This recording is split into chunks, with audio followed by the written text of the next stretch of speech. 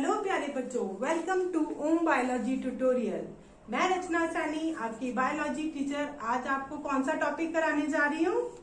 आपने NCERT book खोल के रखना और होप करती हूँ कि आप लोगों ने प्रीवियस वीडियो देखी होगी, क्योंकि प्रीवियस वीडियो देखोगे तो आपका क्या बना रहेगा, एक कॉन्टिन्यूशन बनी रहेगी और आपको आसानी से समझ आएगा। तो हम लोगों ने पिछली वीडियो में सेल के बारे में, उसकी discovery, cell shape, cell sizes और हम लोगों ने क्या किया, हमने डिवीजन ऑफ लेबर देखी।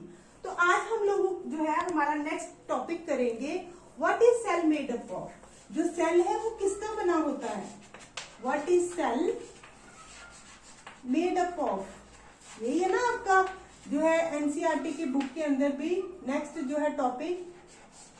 और what is the structural organisation of cell, what is the structural organisation of cell.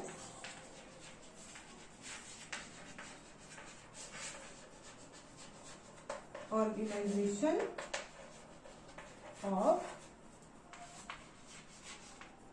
तो हमें ये देखने के लिए कि सेल जो है वो किसका बना हुआ है, तो हमें क्या करना पड़ेगा, क्योंकि सेल तो बहुत छोटा होता है। मैंने आप लोगों को बताया था कि फ्यू माइक्रोमीटर से लेकर सेंटीमीटर तक का जो है सेल होता है।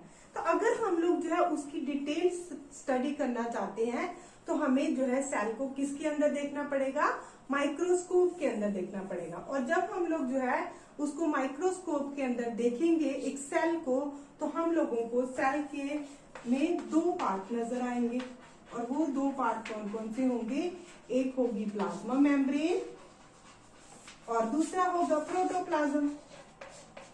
प्रोटोप्लाज्म और प्रोटोप्लाज्म के अंदर आपको दो चीजें नजर आएंगी, एक नजर आएगा साइटोप्लाज्म और दूसरा नजर आएगा न्यूक्लियस।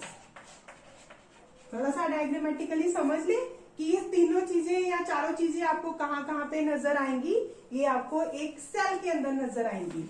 अगर हम लोग ये सेल लेते हैं, फॉर एग्जांपल मैंने ये एक डिंगा टेढ़ा सा सेल ले लिया, तो ये जो हमारी बाहर वाली मेम्ब्रेन है इसे हम लोग क्या कहेंगे, इसे हम कहेंगे प्लाज्मा मेम्ब्रेन।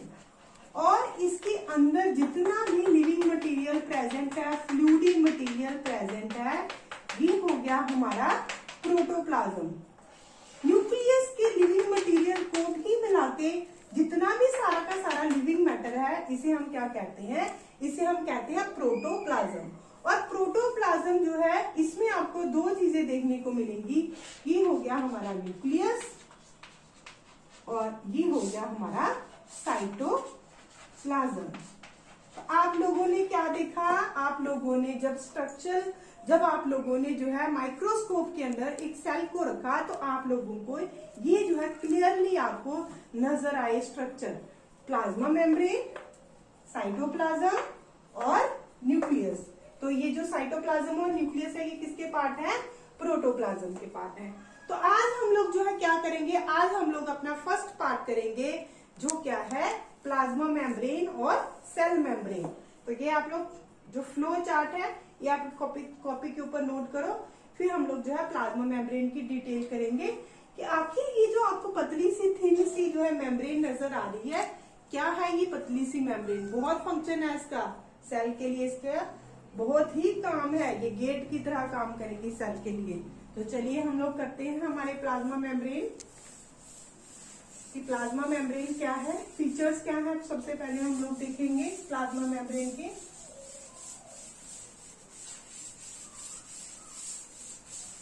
यहाँ पे छोटा सा जो है डायग्राम बना ही लेते हैं।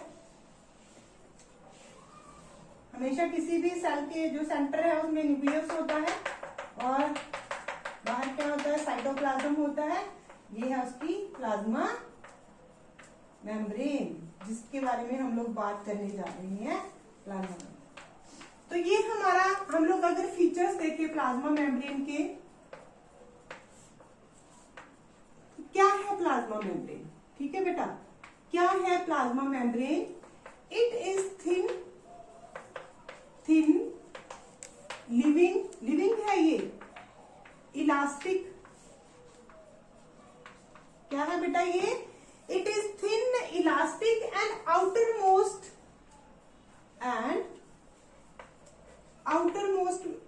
Covering of the cell, outermost covering of the. समझ आया सभी को? फर्स्ट पॉइंट ये क्या है, एक थिन है, थिन मतलब बहुत पतली, इलास्टिक बड़ी फ्लेक्सिबल सी, और आउटर मोस्ट कवरिंग है सेल की, ये हो गया हमारा आउटर मोस्ट कवरिंग। फिर उसके बाद इसका दूसरा फीचर क्या है कि ये क्या करती है, फॉर एग्जाम्पल ये एक सेल है, ये इसका एक्सटर्नल एनवायरमेंट है। क्या है ये? इसका एक्सटर्नल एनवायरमेंट है, मतलब इसकी बाहर की दुनिया सेल की। तो ये जो हमारी प्लाज्मा मेम्ब्रेन है, ये क्या कर रही है, ये इसके कंटेंट को, सेल के कंटेंट को जो है उसके एक्सटर्नल एनवायरनमेंट से सेपरेट कर रही है। तो हम दूसरा फीचर क्या लिखेंगे, it separates the content of the cell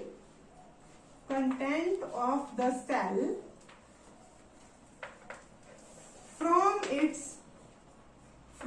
it's external environment. आया सभी को समझ? रट्टा नहीं लगाना है, कॉन्सेप्ट बिल्कुल दिमाग के अंदर डालने हैं, चाहे वीडियो को बार बार देखो पर आपको जो है क्लियर होना चाहिए। तो क्या करती है ये, इंटरनल कंटेंट को बाहर वाले एनवायरनमेंट से सेपरेट करती है।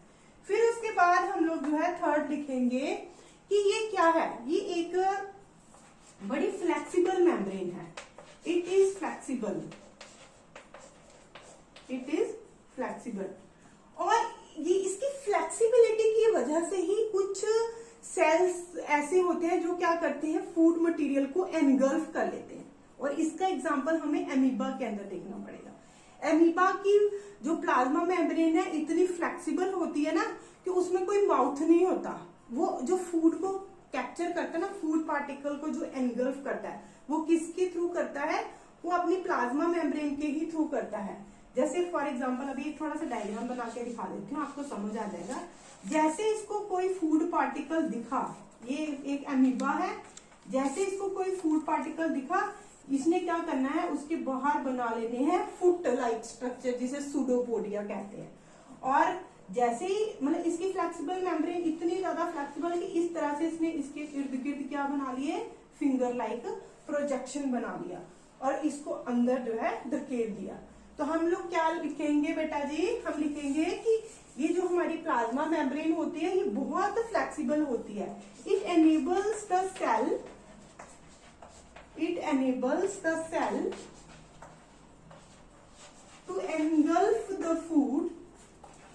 to engulf the food from the external environment,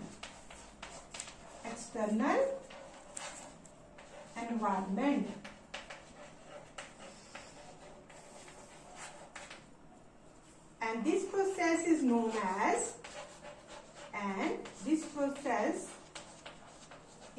as endocytosis. और इसी को ही हम क्या कहते हैं, एंडोसाइटोसिस कहते हैं। एंडोसाइटोसिस का मतलब कि सेल मेम्ब्रेन के थ्रू जो है वो फूड पार्टिकल को एनगल्फ करना। For example in case of amoeba, जैसे मैंने आपको किसका एग्जाम्पल दिया, एमीबा का एग्जाम्पल दिया कि एमीबा क्या कहता है, एमीबा जो है अपनी जो सेल मेम्ब्रेन होती है ना उसके थ्रू ही जो है फूड पार्टिकल को कैच करता है। इसके अलावा हम लोग और फीचर्स पढ़ेंगे अभी प्लाज्मा मेम्ब्रेन के। It is made up of, किसकी बनी होती है ये, हम लोग फोर्थ फीचर क्या लिखेंगे इसका, ये किसकी बनी होती है। It is made up of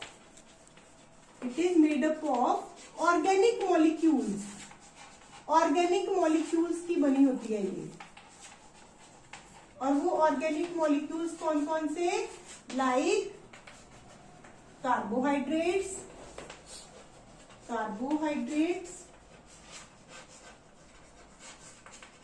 proteins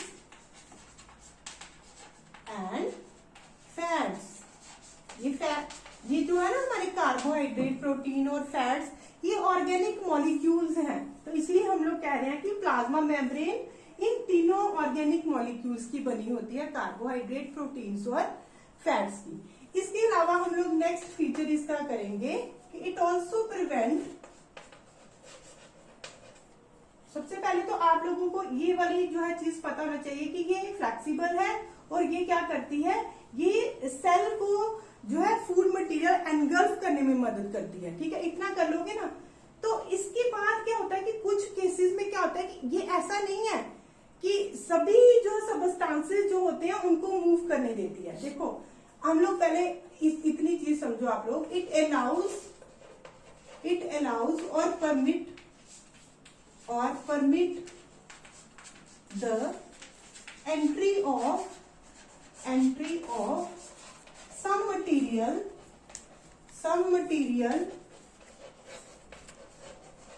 to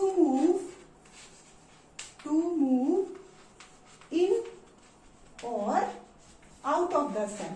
ठीक है बेटा, ये जो है आप लोगों ने ध्यान से समझना है कि ये है हमारी प्लाज्मा मेम्ब्रेन। ये क्या करती है, सिर्फ कुछ चीजों को परमिट करती है कि वो सेल के अंदर एंटर करें और कुछ चीजों को ही परमिट करती है कि वो सेल के बाहर। ये नहीं कि सारी चीजें इसके अंदर एंटर करती जाएंगी, सेल के अंदर एंटर करती जाएंगी प्लाज्मा मेम्ब्रेन के थ्रू, ऐसा नहीं है। ये सिर्फ कुछ सब्सटेंसेस की ही एंट्री को जो है वो अलाउ करती है। फिर उसके बाद हम लोग देखेंगे इसी वजह से कि ये सिर्फ कुछ सिलेक्टेड सब्सटेंसेस की ही एंट्री को जो है सेल के अंदर परमिट करती है। So it is called selectively permeable membrane. क्या कहते हैं इसको, सिलेक्टिवली परमिएबल, बहुत ही इंपॉर्टेंट, परमिएबल मेम्ब्रेन। क्वेश्चन भी है, why plasma membrane is called selectively permeable membrane, कि ये क्या करती है, ये अलाउ करती है कुछ ही सब्सटेंसेस को, मींस सिलेक्टिव सब्सटेंसेस को सेल के अंदर मूव करना और सेल के अंदर जो है बाहर मूव करना। तो इसलिए हम लोग इसे क्या कहते हैं, सिलेक्टिवली परमिएबल मेम्ब्रेन कहते हैं। तो अगर आपको क्वेश्चन आ जाता है कि why plasma membrane is called selectively permeable membrane, तो आपने क्या लिखना है question, because it select only few substances to move in और आउट ऑफ द सेल। तो होप करती हूँ कि आप लोगों को ये फीचर्स जो है वो अच्छी तरह से समझ आए होंगे। अपने दिमाग में इसको घुसा लो अच्छी तरह से कि ये प्लाज्मा मेम्ब्रेन क्या है और क्या फीचर्स हैं इसके। अब हम लोग जो है इसकी फंक्शंस करेंगे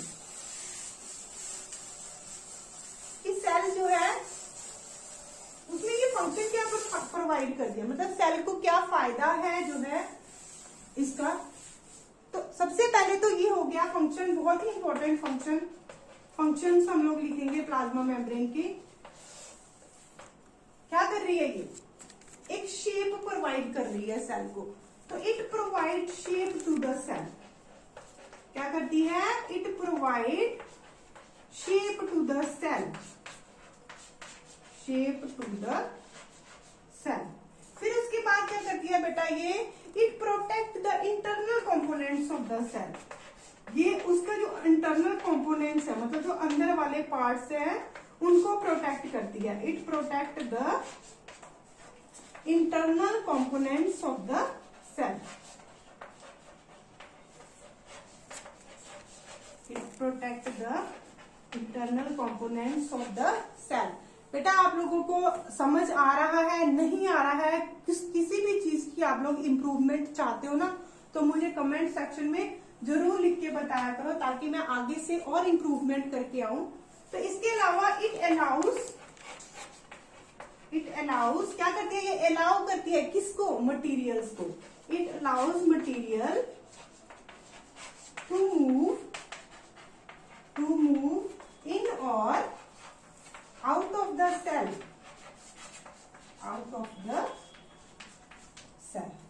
तो ये हमारे जो है फंक्शंस है प्लाज्मा मेम्ब्रेन के, ठीक है ना, कि शेप प्रोवाइड करना, उसको प्रोटेक्ट करना, उसके इंटरनल कंपोनेंट को, और मटेरियल को अलाउ करना कि वो सेल के अंदर मूव करे और सेल के अंदर बाहर जो है जाए। इसके अलावा जो है अब हम लोग बड़ा इंटरेस्टिंग सा टॉपिक करेंगे इसका, प्लाज्मा मेम्ब्रेन से ही रिलेटेड। अगर हम लोग, ये आपको एक पतली सी लाइन दिख रही है ना बेटा, प्लाज्मा मेम्ब्रेन क्या दिख रही है आपको, एक पतली सी लाइन दिख रही है। पर अब अगर हम इस पतली सी लाइन को माइक्रोस्कोप के अंदर रखकर देखें तो आपको ये जो है कैसी लगेगी, मतलब ये बाइलेयर होती है। प्लाज्मा मेम्ब्रेन क्या होती है, बाइलेयर। इस पे लिपिड की 2 लेयर्स होती है। थोड़ा सा बनाती हूँ, थोड़ा इंटरेस्टिंग लगेगा ना आपको। ये मैं आपको लिपिड की एक लेयर बनाकर दिखा रही हूँ। ये क्या है, लिपिड की। मैं कह रही हूँ कि plasma membrane is made up of lipids, fats और कार्बोहाइड्रेट्स। तो ये हमारी एक लेयर हो गई और ये हमारी हो गई लिपिड की दूसरी लेयर। फॉस्फोलिपिड जो है इसे कहते हैं बेटा। आप बस इतना रखो याद कि ये बाई लेयर होती है। प्लाज्मा मेम्ब्रेन क्या होती है, बाई लेयर, मतलब 2 लेयर होती है इसकी, किसकी, लिपिड्स की 2 लेयर होती है। और बीच बीच में इनके क्या होते हैं, मैंने सारा इकट्ठा बना दिया ना, आप लोगों को इकट्ठा नहीं बनाना। बीच बीच में जो है इसके इस तरह से क्या होते हैं, प्रोटीन मॉलिक्यूल्स होते हैं। ये मैं क्या बना रही हूँ, कुछ बाहर एक्सट्रिंसिक प्रोटीन कहते हैं, कुछ अंदर वाले इंट्रिंसिक प्रोटीन कहते हैं। और कहीं कहीं पर जो है इस तरह से कार्बोहाइड्रेट्स के जो है मॉलिक्यूल्स प्रेजेंट होते हैं। तो ऐसे ऐसे लगती है हम लोगों को जो है हमारी जो एक प्लाज्मा मेम्ब्रेन है। इतनी पतली लग रही है यहाँ पे, इतनी पतली नहीं, इस तरह से आपको ये दिखेगी। ये लिपिड मॉलिक्यूल्स होते हैं, इस तरह से प्रोटीन मॉलिक्यूल्स बीच में भी होते हैं दोनों लिपिड लेयर्स के, और बाहर भी होते हैं, और कुछ कार्बोहाइड्रेट मॉलिक्यूल्स जो है उसके साथ लगे होते हैं। ठीक है, फिर उसके बाद बेटा हम लोग करेंगे कि मूवमेंट कैसे होती है सब्सटेंसेस की अक्रॉस द प्लाज्मा मेम्ब्रेन। ठीक है, ये भी बहुत ही इंपॉर्टेंट टॉपिक है, यहाँ इंटरेस्टिंग टॉपिक है। ट्रांसपोर्ट ऑफ सब्सटेंसेस और movement of substances across the plasma membrane. Transport of substances और movement of substances, movement of substances across the plasma membrane। Bore तो नहीं लग रहा? बोर लगा तो बंद करके फिर बाद में देख लेना वीडियो, पर देखनी जरूर है, क्योंकि तभी अंडरस्टैंड कर पाओगे ना जब सारी वीडियो देखोगे। लंबी लगे तो थोड़ी थोड़ी करके देख लिया करो। ठीक है, तो अब हम लोग क्या करेंगे कि ये जो सब्सटेंसेस की मूवमेंट होती है, अंदर जाना प्लाज्मा मेम्ब्रेन के थ्रू सेल के, या सेल से अंदर से बाहर निकलना, ये आखिर होती कैसे है। अगर हम लोग जो है कुछ सब्सटेंसेस को लेकर चले, कार्बन डाइऑक्साइड, मैं थोड़ी एग्जांपल लेकर चलती हूँ, ऑक्सीजन हो गया हमारा, वाटर हो गया। तो फॉर एग्जाम्पल इन सब्सटेंसेस ने सेल के अंदर मूव करना है, तो ये किस तरह से करेंगे। तो इसके लिए हमारे पास बेटा 2 मेथड होते हैं। एक मेथड होता है डिफ्यूजन मेथड। डिफ्यूजन मेथड, पहले हम लोग डिफ्यूजन मेथड ही कर लेते हैं। डिफ्यूजन क्या है, डिफ्यूजन एक ऐसा जो प्रोसेस है जिसमें क्या होता है कि सब्सटेंसेस मूव करते हैं from higher concentration to lower concentration. क्या होता है, movement of substances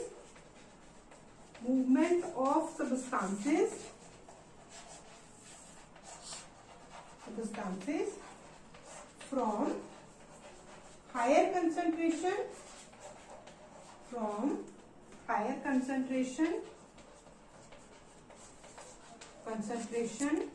to lower concentration।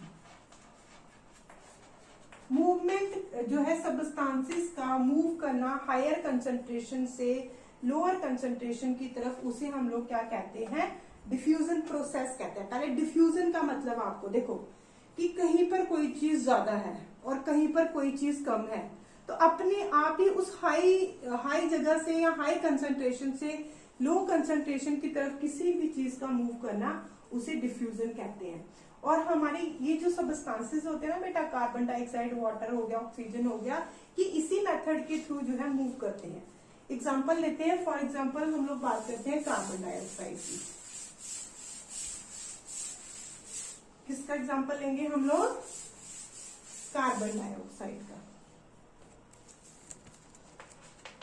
Carbon dioxide क्या है? आप लोगों को पता है कि कार्बन डाइऑक्साइड जो है ना, ये एक सेलुलर वेस्ट है which is produced during respiration. क्या है ये? It is a cellular waste. Body के अंदर, ह्यूमन बीइंग के अंदर क्या है? ये एक सेलुलर वेस्ट है जो कब प्रोड्यूस होता है? Which is produced during respiration. अभी आप लोग कहोगे पता नहीं मैडम क्या कराई जा रही है, रेस्पिरेशन के दौरान जो है सेल का जो है हमारा 10th के अंदर रेस्पिरेशन आपको भी पता होगा। रेस्पिरेशन क्या होता है कि जब हम लोग खाना खाते हैं, वो खाना हमारे हर एक सेल तक पहुंचता है। वहां पर जो है उस खाने की जो है ऑक्सीजन के साथ रिएक्शन होती है और वहां पे बनती है कार्बन डाइऑक्साइड। हम लोग कहते हैं ना कि खाने को, मतलब कि जो हम लोग ऑक्सीजन को लेते हैं, कार्बन डाइऑक्साइड को रिलीज करते हैं। कार्बन डाइऑक्साइड का रिलीज करना मतलब कार्बन डाइऑक्साइड हमारे सेल के अंदर एक वेस्ट प्रोडक्ट के रूप में, या जब वो केमिकल रिएक्शन होती है रेस्पिरेशन वाली, कि फूड का ऑक्सीजन के साथ रिएक्ट करना और कार्बन डाइऑक्साइड का रिलीज करना, plus a large amount of energy बनाना। तो खाने से हमने एनर्जी तो ले ली, पर वो जो कार्बन डाइऑक्साइड उस रिएक्शन के अंदर बना ना, वो कार्बन डाइऑक्साइड डिपॉजिट होता जाता है। कैसे? As a cellular waste. तो हम यहाँ इसीलिए लिख रहे हैं कि कार्बन डाइऑक्साइड क्या है? एक सेलुलर वेस्ट है। किसके द्वारा प्रोड्यूस होता है? जो रेस्पिरेशन के द्वारा प्रोड्यूस होता है। और जब इसकी कंसंट्रेशन सेल के अंदर बहुत बढ़ जाती है, व्हेन इट्स कंसंट्रेशन इंक्रीजेस, क्या हो गया? जब इसकी कंसंट्रेशन जो है इंक्रीज हो गई, किसके अंदर? Inside the cell. तो ये क्या करेगा? इट मूव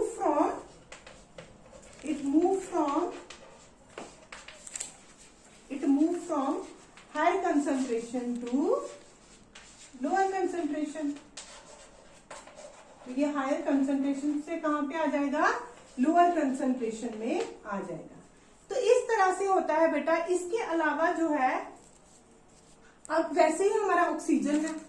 ऑक्सीजन क्या है? ऑक्सीजन का अगर हम लोग एग्जांपल लें तो ऑक्सीजन जो है वो सिमिलरली सेल के अंदर एंटर कब करेगी? सेल के अंदर एंटर तब करेगी जब जो है उसकी जो कंसंट्रेशन है वो सेल के अंदर क्या हो जाएगी? डिक्रीज हो जाएगी। तो हम लोग लिखेंगे similarly oxygen enters into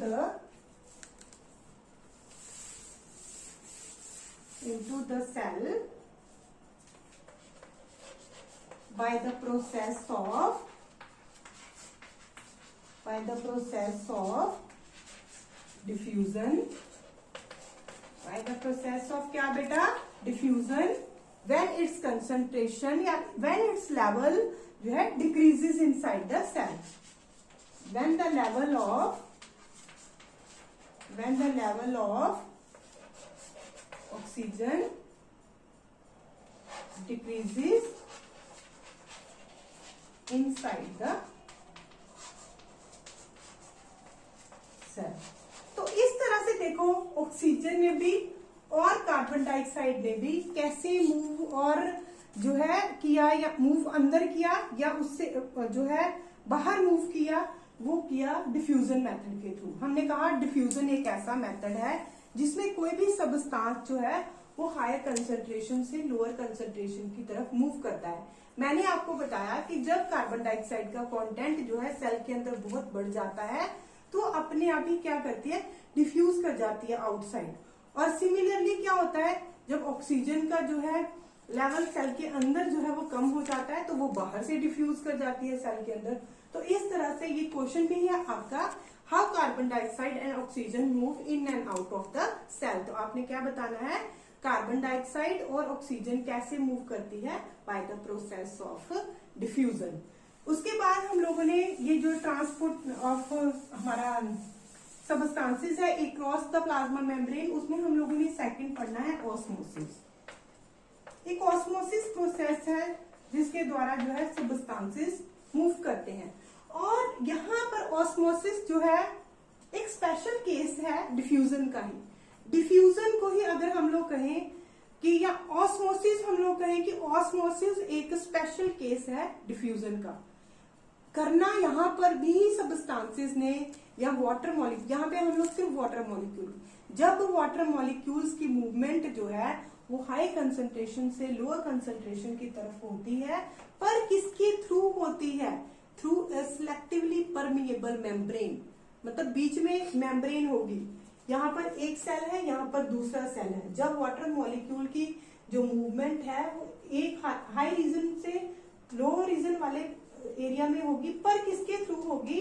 selectively permeable membrane के थ्रू होगी, तो वो हमारा क्या होगा? ऑस्मोसिस होगा। तो यहाँ पे हम लोग क्या लिखेंगे?